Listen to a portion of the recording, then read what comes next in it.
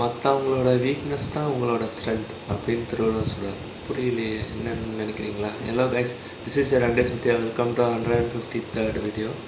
இந்த வீடியோ என்ன பார்க்க போனால் திருக்குறள் இருக்கிற அதிகார நம்பர் 15 பொறையுடைமையில் இருக்கிற குறள் நம்பர் 3 பார்க்க போகிறோம். குறள் இன்மையுள் இன்மை விருந்தோரால் வன்மையுள் வன்மை மடவார் பொறை. இதோட பொருள் என்னென்னா, வறுமையிலும் கொடிய வறுமை என்னென்னா, நம்ம வீட்டுக்கு வந்த விருந்தினரை வறுமையின் காரணமாக உபசரிக்காமல் இருக்கிறது. ஓகேவா?